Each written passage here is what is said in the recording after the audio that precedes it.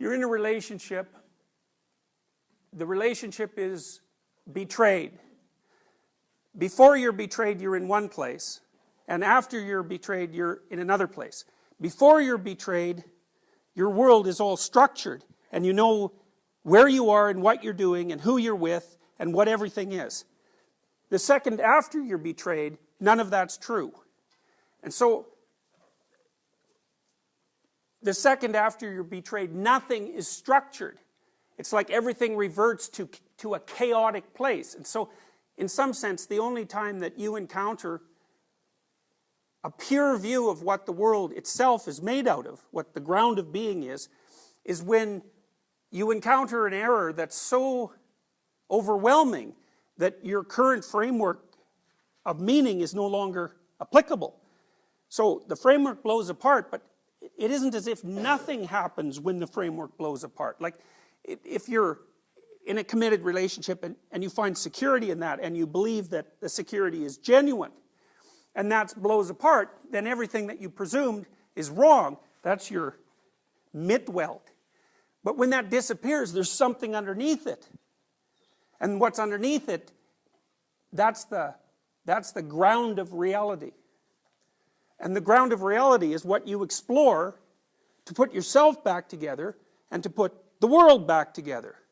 So you're betrayed and you fall into a depression and you're anxious. But, you know, there's always the possibility of a new relationship that beckons, and perhaps your previous relationship wasn't perfect, so the chaos that you fall into is depressing and anxiety provoking, so it generates a lot of negative emotion, but sort of lurking behind that are the sort of dim remnants of hope. And then as you proceed forward with your grief and your misery, and you're attempting to reconstruct a stable mode of being, you take out of that thing that's anomalous you and the world.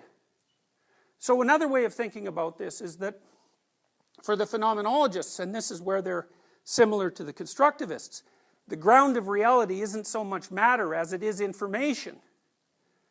And when you're living in your constructed world and things are going the way that you want them to go, then you've constrained that information in a particular way, constrained and narrowed it in a particular way that serves your particular narrow end. And that makes things much more comfortable, because then you don't have to deal with the information that constitutes the entire world.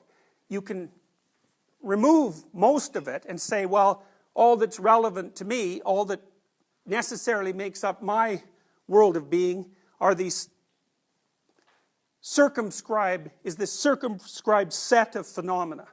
And that works well when it's working. But when it doesn't work and it blows apart, that puts you somewhere else. And that being put somewhere else can be, well, revelatory sometimes. I mean, sometimes people make new discoveries that blow their previous frames of reference, and it's like awe-inspiring and overwhelming to them in a positive way. Sometimes you can come across something new that helps you reconfigure the way that you're living almost instantly in a more comprehensive and fuller way. But more common is the traumatic response, which is when the presuppositions of your world are shifted dramatically and you fall into the surrounding chaos, then it's so hard on you that, you know, it actually does you psychophysiological damage.